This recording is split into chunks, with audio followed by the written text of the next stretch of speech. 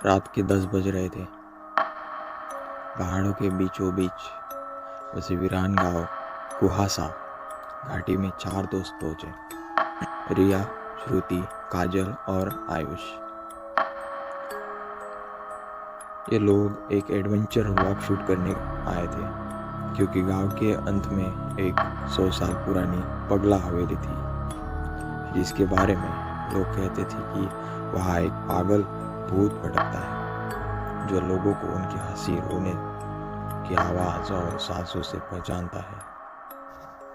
चारों दोस्त हवेली के काले जंग लगे दरवाजे के पास पहुंचे। दरवाज़ा खुद ब खुद कर कर के आवाज़ में खुल गया। रिया ने कहा, शायद हवा से खुल गया होगा, लेकिन हवा बिल्कुल भी नहीं चल रही थी। अंधेरा इतना था कि टॉर्च की रोशनी को निकल जा रहा था। जैसे ही सब अंदर घुसे, पूरी हवेली में एक धीमी सी आवाज गूंज उठी, कौन आया? हवेली की दीवार पर लड़कियों के चेहरे बने थे, लेकिन जैसे जैसे टॉर्च आगे बढ़ती, चेहरे बदलते रहे। कभी बेहद डरावने, कभी मुस्कुराते हुए, कभी चीखते हुए। श्रुति ने पीछे मुड़कर देखा। दीवार पर उसका अपना चेहरा उभर रहा था। ये क्या? मैंने तो अभी इसे छुआ भी नहीं। अचानक दीवार से खून जैसा लाल तरल टपकने लगा। आयुष ने कैमरा ऑन किया और जैसे ही उसने रिकॉर्ड बटन दबाया, एक लंबी टेढ़ी काली परछाई तेजी से पीछे से निकलकर काजल की टॉर्च बुझा गई।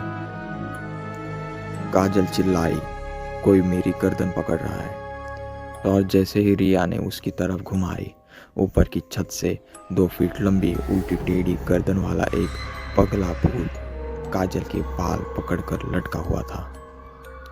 उसकी आंखें बिल्कुल सफेद, मुंह फटा हुआ और उसकी हंसी। अगले ही सेकंड वह भूत धुएं की तरह गायब हो गया। काजल बेहोश होकर गिर गई। तभी रिया को एक पुरानी डायरी मिली, जिस पर खून जैसे निशान थे। डायरी लिखने वाला रघुवीर, हवेली का पगला रखवाला। डायरी में लिखा था, मैं 3 लड़कियों से बदला लेने वापस आऊंगा। जो भी मेरे घर में आएगा, मैं उसकी आवाज़, उसका चेहरा सब अपने पास रख लूंगा। रिया ने पढ़ते ही देखा, डायरी में अचानक उन चारों का नाम और फोटो खुद ब खुद ऊपर आए। उसी समय ऊपर से वह पगला भूत काले धुएं से लिपटा हुआ। वो बोला, 3 लड़कियां, 1 लड़का, मेरे लिए बिल्कुल सही है। तभी भूत ने हवेली के दरवाजे बंद कर दिए। चारों तरफ अंधेरा, आवाजें, चीखे, हंसी और दीवारों से निकालती परछाइयां।